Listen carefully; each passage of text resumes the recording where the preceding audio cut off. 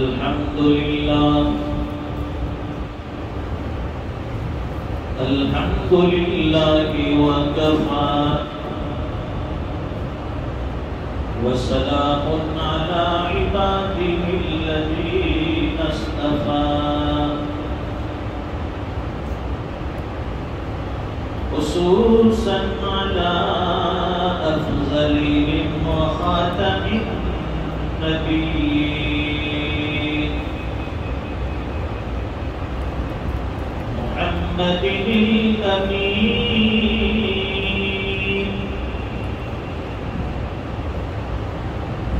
وعلى آله وصحبه أجمعين. أما بعد فأعوذ بالله من الشيطان الرجيم.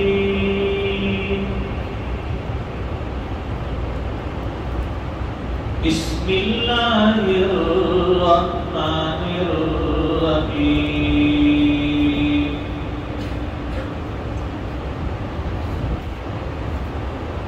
ولنبلونكم بشيء من الخوف والجوع ونقص من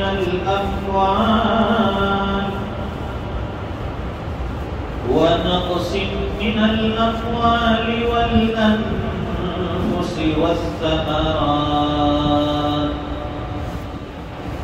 وبشر الصابرين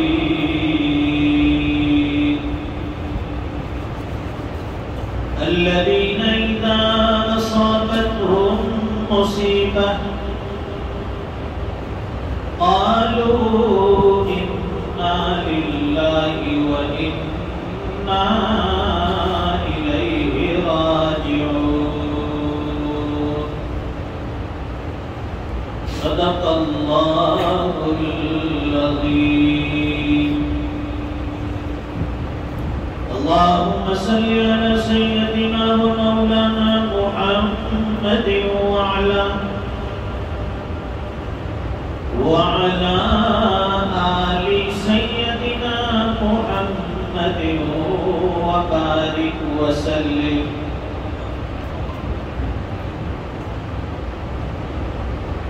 بزرگوں اور دینی بھائیوں،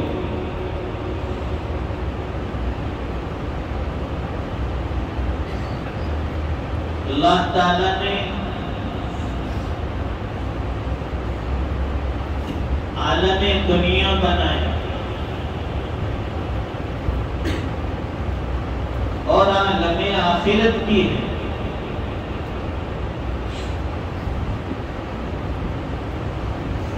دنیا میں رہتے ہوئے دنیا کے حالات کے ساتھ چلنا ہے.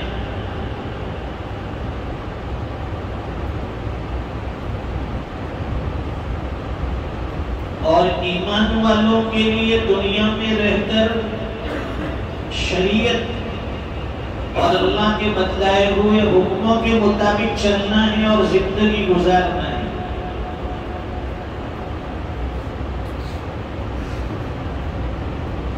دنیا کے حالات کو دیکھ کر انسان زندگی گزارتا ہے، کبھی کامیاب نہیں ہوتا ہے.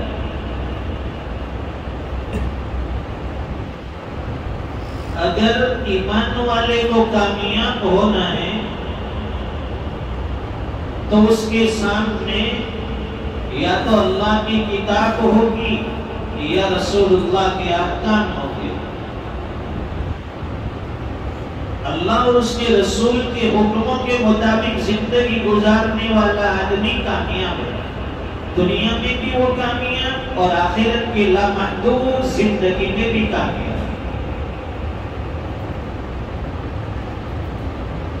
لیکن دنیا میں رہتے ہوئے شریعت پر عمل کرنا، دین کے کاموں کو لے کر چلنا، یہ بھی آسان نہیں ہے.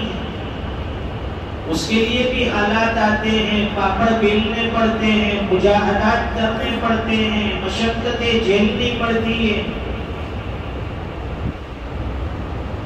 ہر دن ایک جیسا نہیں ہوتا. انسان کی زندگی میں حالات بدلتے ہیں، روزانہ نئی حالتیں،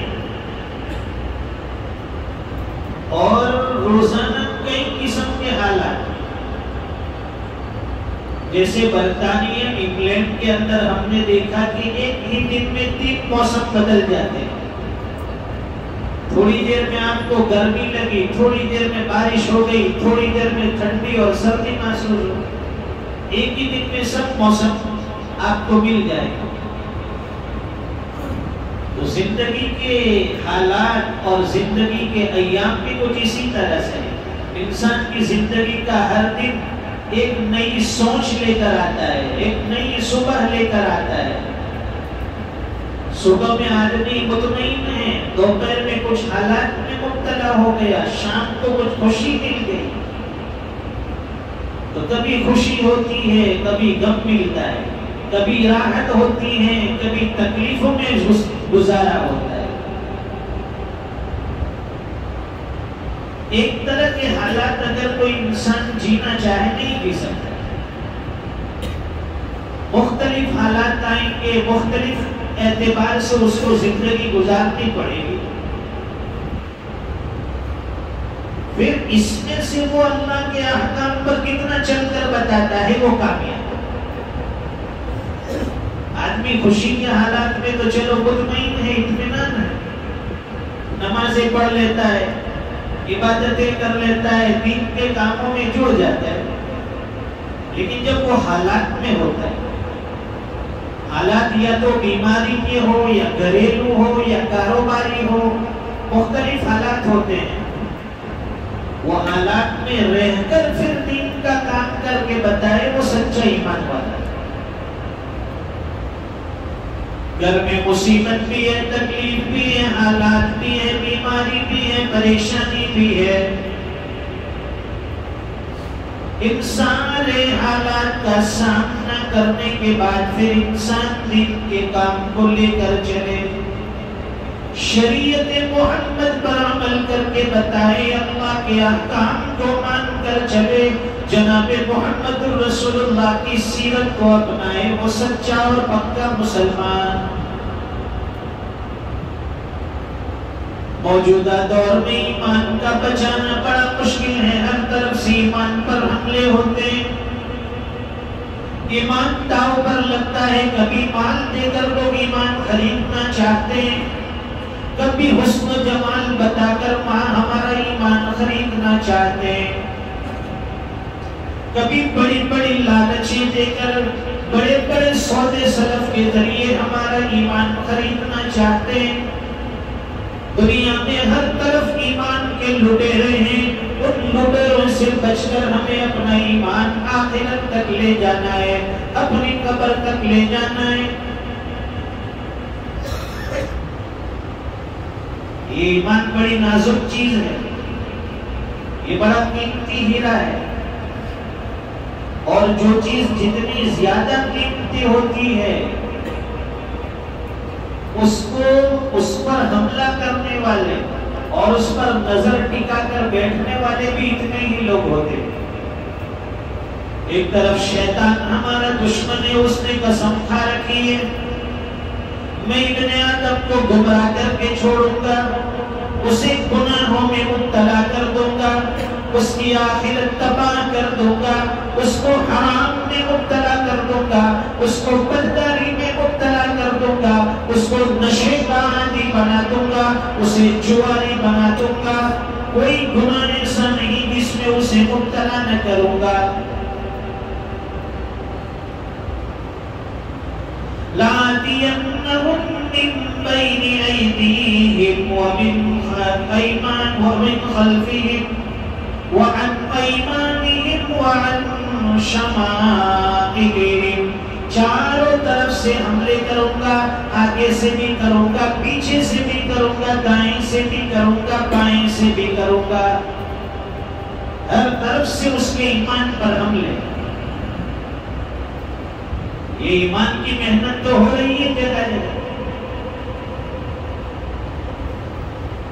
اور ہمیں بس عیش و آرام چاہیے، اطمینان چاہیے. سوچتے ہیں کہ آرام سے بیٹھے رہیں اور مشین کے اندر سے وہ کڑکڑ کی گاندھی باپو والی 500 کی نوٹیں نکلتی رہے، ہم اسے لے کر جمع کرتے رہے، الماری میں رکھتے رہے، بس کوئی تکلیف نہ ہو۔ اور ہماری سوچ بھی یہی ہے کہ جس کے پاس جتنا زیادہ مال ہوتا ہے، جس کی زیادہ جاگیر اور دولت ہوتی ہے، وہ اتنا اطمینان میں ہوتا ہے، وہ اتنا راحت میں ہوتا ہے۔ حالانکہ یہ بات غلط ہے۔ اس امیر سے، اس سیٹ سے، اس رئیس سے جا کر پوچھئے کہ بھائی تجھے کوئی غم نہیں ہے، کوئی تکلیف نہیں ہے، کوئی پریشانی نہیں ہے؟ وہ کہے گا کہ سب سے زیادہ پریشان میں ہوں۔ یہ دنیا کی پریشانیاں پیچھا نہیں چھوڑتی، جتنا زیادہ ہوگا وہ آدمی اتنا زیادہ پریشان ہے۔ آپ نے دیکھا ہوگا کہ جو مزدور طبقے کے لوگ ہیں، ہمارے گھروں میں کام کرنے والے مزدور قسم کے لوگ جو روزانہ صبح آتے ہیں کام کر کے شام کو جاتے ہیں، ان کو کوئی غم نہیں، کوئی تکلیف نہیں۔ وہ جب رات کو سوتے ہیں تو گھر کا آگے کا دروازہ بھی کھلا ہے، پیچھے کا دروازہ بھی کھلا ہے، نہ چور کے آنے کا بھی کوئی اسے خطرہ نہیں ہے، نہ کسی سامان کے گم ہونے کا اسے خطرہ ہے، کیونکہ اس کے پاس کچھ ہے نہیں، کوئی تکلیف نہیں، کوئی پریشانی نہیں، آرام سے سو جاتا ہے۔ اور جس کے پاس مال و دولت ہو، سنبھالنے کے لیے اسے فکر ہوتی ہے، یہ الماری میں تالے لگاتا ہے، یہ روم کو لاک کرتا ہے، فلاں جگہ سے چیک کرتا ہے، ادھر سے کوئی آ نہ جائے، ادھر سے کہیں چوری نہ ہو جائے۔ تو مال تو پریشانی کا ذریعہ بنا۔ حکیم الامت مجدد ملت حضرت مولانا شاہ اشرف علی تھانوی رحمۃ اللہ علیہ نے اپنے مواعظ میں قصہ لکھا ہے۔ فرماتے ہیں کہ ایک شخص کی حضرت خضر علیہ السلام سے ملاقات ہو گئی۔ وہ حضرت خضر علیہ السلام سے درخواست کرنے لگا کہ حضرت میرے لیے دعا فرما دے کہ مجھے زندگی میں کوئی غم نہ ہو، کوئی صدمہ نہ ہو، میں آرام اور راحت کے ساتھ اپنی زندگی گزار کر چلا جاؤں۔ حضرت خضر علیہ السلام نے فرمایا کہ یہ بات تو ممکن نہیں ہے، اس لیے کہ دنیا میں ہر بندے کو غم بھی ہوتا ہے، صدمہ بھی ملتا ہے۔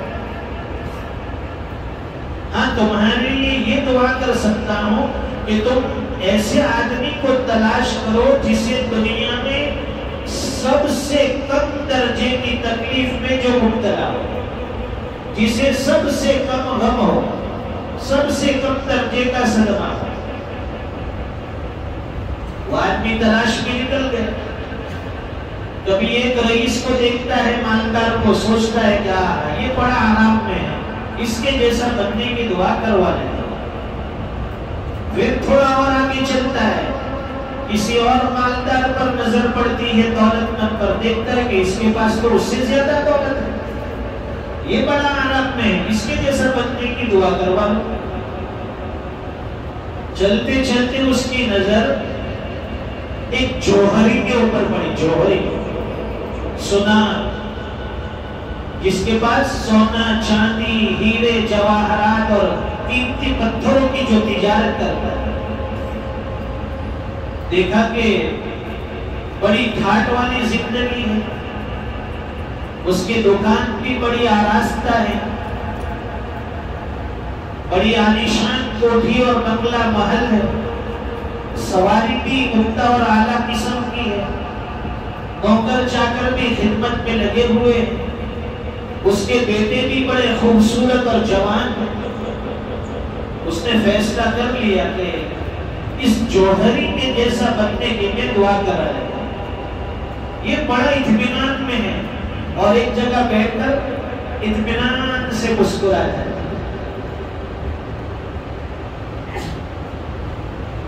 بعض مرتبہ انسان کے ظاہر سے آدمی دھوکہ کھا جاتا ہے، ظاہری اعتبار سے وہ بڑا ہنستا مسکراتا ہوتا ہے، لیکن وہ اندر سے کن بیماریوں میں، کن غم میں، صدمے میں مبتلا ہے، اس کا اندازہ ہمیں نہیں ہوتا۔ اس نے ایک فیصلہ کر لیا کہ اس جیسا مجھے بننا ہے، واپس جانے لگا، لیکن جانے سے پہلے اس نے پھر سوچا کہ میں ذرا چل کر اس جوہری سے پوچھ کروں کہ بھائی تو بڑا راحت میں، اطمینان میں معلوم ہوتا ہے، اور مجھے تم جیسا بننا ہے، کہیں اندر سے تم کسی غم میں، تکلیف میں مبتلا تو نہیں ہے، کسی بیماری میں مبتلا تو نہیں ہے۔ یہ سوچ کر وہ جوہری کے پاس گیا اور جا کر پوچھنے لگا کہ تیری ظاہری زندگی بڑی آراستہ ہے، مال و دولت کی کوئی کمی نہیں ہے، سونا چاندی ہیرے جواہرات ساری چیزیں تیرے پاس موجود ہیں، یہ نوکر چاکر جو خدمت میں لگے، قیمتی سواریاں تیرے پاس موجود ہیں، تیرے بیٹے بھی بڑے خوبصورت اور جوان ہیں، مجھے لگتا ہے کہ تجھ سے زیادہ اطمینان اور راحت والا کوئی اور بندہ نہیں، اس لیے میں تجھ جیسا بننے کی دعا کرنا چاہتا ہوں، مجھے مشورہ دے۔ یہ کیا تجھے کوئی صدمہ غم نہیں ہے؟ اس جوہری نے اس آدمی کو بلایا اور ایک طرف سائڈ پر لے گیا، کونے میں لے گیا، اور اس نے کہا کہ کبھی بھی مجھ جیسا بننے کی دعا مت کرنا، اس لیے کہ مجھ سے زیادہ غمگین، مجھ سے زیادہ پریشان حال دنیا میں دوسرا کوئی شخص نہیں ہے۔ پھر اس نے اپنی بیوی کی بد اخلاقی کا ایک واقعہ سنایا اور وہ کہنے لگا کہ یہ جو خوبصورت بچے تجھے جو نظر آتے ہیں یہ بھی حقیقت میں میرے نہیں ہیں، جسے دیکھ کر میں اندر ہی اندر جلتا ہوں، صدمے اور غم کی آگ میں میں جل رہا ہوں، جس کا تجھے اندازہ نہیں ہے، میں انتہائی پریشان ہوں، اس لیے میں تجھے ہاتھ جوڑ کر کہتا ہوں کہ میرے جیسا بننے کی دعا مت کرنا، ورنہ تیری یہ زندگی جو ہے آرام والی وہ بھی ختم ہو جائے گی۔ وہ آدمی وہاں سے چلا گیا، پھر حضرت خضر علیہ السلام سے ملاقات ہوئی، پوچھا کہ بھائی کیا ہوا، تم کس جیسا بننا چاہتے ہو، کچھ فیصلہ کیا؟ کہا کہ حضرت بہت تلاش کیا لیکن کوئی ملتا نہیں ہے، جس کو بھی دیکھو وہ خود سے زیادہ پریشان، اتنا بھی بڑا پیسے والا ہو وہ اتنا ہی زیادہ پریشان ہے۔ حضرت نے فرمایا کہ میں نے پہلے ہی کہا تھا کہ دنیا میں کوئی انسان ایسا نہیں ملے گا جسے رنج نہ ہو، جسے غم نہ ہو، جسے صدمہ نہ ہو، جسے تکلیف نہ ہو، جو حالات میں مبتلا نہ ہو۔ ہر آدمی حالات کا شکار ہے۔ میں تیرے لیے یہ دعا کر دیتا ہوں کہ اللہ تعالیٰ تجھے عافیت والی زندگی دے۔ یہ عافیت بہت بڑی چیز ہے۔ قرآن کریم میں اللہ فرماتے ہیں وَلَنَبْلُوَنَّكُمْ بِشَيْءٍ مِّنَ الْخَوْفِ وَالْجُوعِ وَنَقْصٍ مِّنَ الْأَمْوَالِ وَالْأَنفُسِ وَالثَّمَرَاتِ۔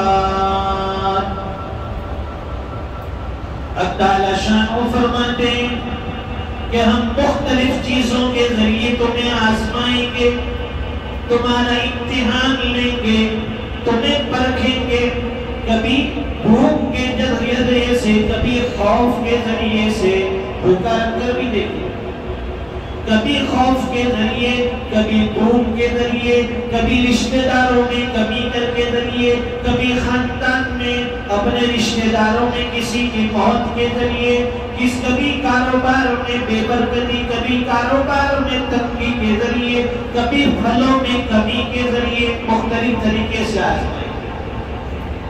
وَبَشِّرِ الصَّابِرِينَ، اور نتیجتاً کامیاب وہ ہیں، آزمائشوں میں کامیاب وہ ہیں، امتحان میں کامیاب وہ ہیں جو آنے والے حالات پر صبر کر لے۔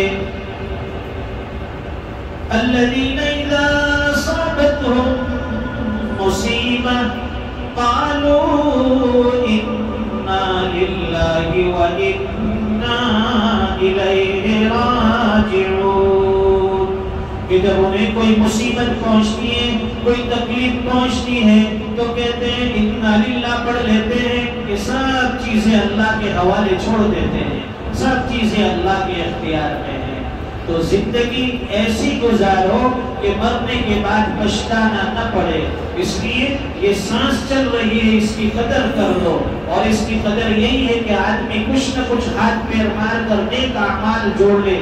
بڑا اچھا موقع ہے ماشاءاللہ، اسی مہینے کی 12، 13، 14 تاریخ کو ہمارے ضلع کا اجتماع بھی ہے، وہاں پہنچنے کی بھی کوشش کرے، اس کے لیے محنت بھی کرے، اس کے لیے دعائیں بھی کرے۔ اللہ تعالی ہم سب کو دین کا جذبہ اور داعیہ نصیب فرمائے۔ وآخر دعوانا الحمدللہ رب